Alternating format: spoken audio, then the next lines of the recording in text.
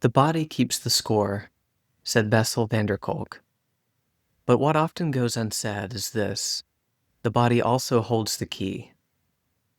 In our exploration of the sensorial, we entered the realm of immediate pre-verbal experience, the layer of human being that precedes narrative, interpretation, and identity. This is the body's language: sensation, rhythm, tone, breath, and movement.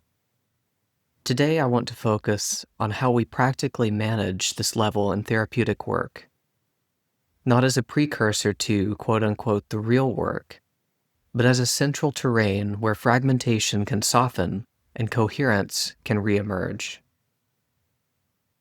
First, we must recognize that the sensorial isn't beneath or behind experience. It is experience. Every thought, every emotion, every memory has a sensorial signature, a felt texture, a pulse, a vibration in the body. When working here, we can invite a return to this level by simply asking, where do you feel that in the body? What's the shape of that feeling? Does it have a movement, a temperature, a rhythm? These questions shift the focus from content to contact, from story to sensation, and that shift opens the door to reorganizing experience in a different register. In trauma, the sensorial field often becomes overwhelmed, fragmented, or shut down. The nervous system narrows its focus for survival. One of the most healing interventions, then, is slowness. Slowness is not passivity, it's attunement. When we slow the pace of dialogue, when we hold space without rushing into meaning, we allow sensation to emerge and integrate. So practically, this might mean pausing after an expression of an emotion to track what's happening in the body, letting silence stretch long enough for an internal shift to occur, naming what we feel in our own bodies as clinicians and using it as a compass for attunement. Some material simply cannot be reached through language. For this, we need interventions that work with the body itself. These include grounding exercises, bringing awareness to feet, spine, breath, rhythmic movement, walking, rocking, swaying, especially for regulation, titrated touch or somatic mapping. In modalities where safe and appropriate, touch can help reconnect dissociated regions of the body. Breathwork and vocalization. Voice carries emotion and integrates diaphragm, vagus, and expression. But more than the tool is the relationship to sensation. We're not trying to fix the body, we're listening to it. Outside of session, individuals can reconnect to the sensorial through ordinary activities, if those activities are approached with presence. For example, eating more slowly and attending to flavor and texture, feeling the ground during a walk or the water during a shower, noticing breath during a moment of tension or warmth in the chest when feeling love. These are not homework assignments. They are practices of re-inhabiting the self. Each movement of embodied awareness invites coherence to unfold. Many individuals arrive with fragmentation that is pre-verbal, held in the muscle, fascia, and nervous system patterns.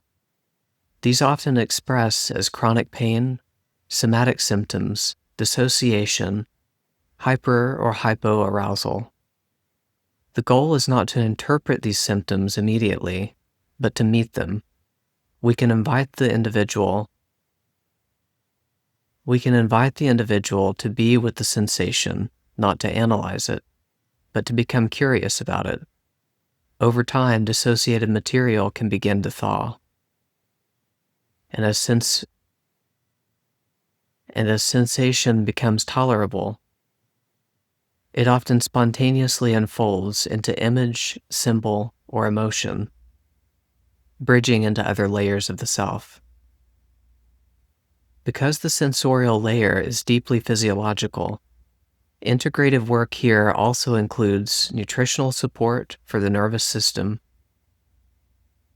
sleep hygiene, as sleep restores sensorial integration, movement practices, such as yoga, qigong, dance, especially those that emphasize inner awareness, and hands-on therapies, massage, craniosacral, acupuncture, as long as they're combined with conscious engagement. These approaches are not adjuncts to therapy. They're part of the same healing arc, returning to embodiment, coherence, and presence. Finally, the therapist's own body is a crucial tool. If we're rushed, dysregulated, or disconnected from our own sensorium, we can't offer safe ground for others. Presence is not something we perform, it's something we inhabit. A therapist attuned to their own body becomes a tuning fork for the client's process. Our breath, tone, and posture speak volumes, often more than our words. So to return to our opening line, the body holds the key. The sensorial layer is not a developmental relic. It is the living ground from which all experience arises, and the place to which we return when healing begins. When we meet sensation with compassion, when we slow down and feel, when we trust the intelligence of the body, we are not just healing symptoms, we are returning to the self. If this perspective resonates with you and you would like to see more content, please like and subscribe.